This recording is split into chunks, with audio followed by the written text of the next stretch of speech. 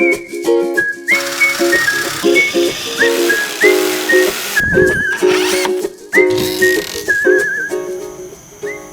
mga ka-DIY, today I'm going to share to you yung ginawa kong project yesterday. So every weekend talagang nagdi-DIY na ako kung anong kailangan dito sa aming bahay. So eto, nakagawa ko ulit ng isang DIY, simpleng balcony bench. Incorporate ko lang doon sa corner ng aming balcony para magamit namin yun. Tapos nilagyan ko rin ng eto, parang may drawer tong bench na to. So panoorin nyo, sana magustuhan nyo. Salamat!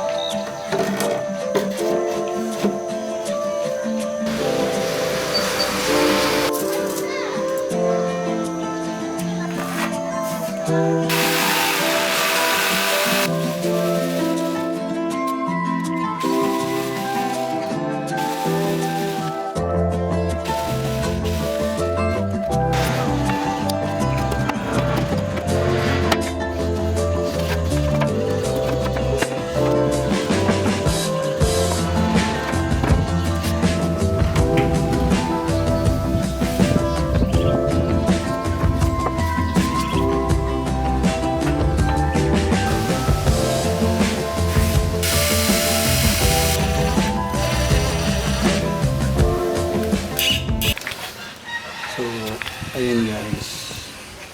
Ito na yung pinaka upuan. Yan.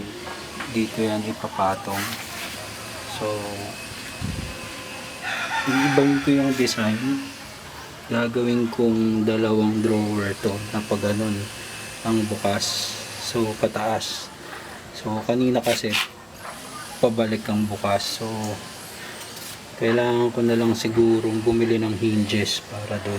So, punta muna ako ngayon ng wheel ko.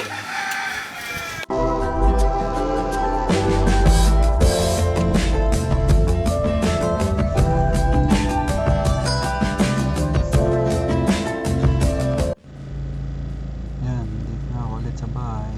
Doon ako gumagawa sa balcony namin.